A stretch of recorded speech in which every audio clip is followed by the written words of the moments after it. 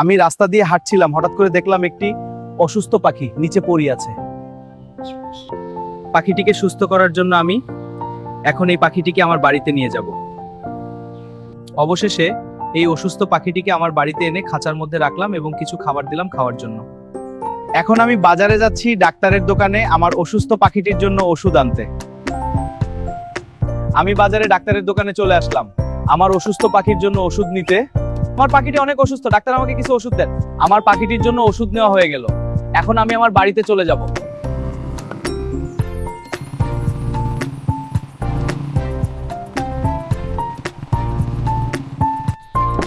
এই যে দরজা খোলো।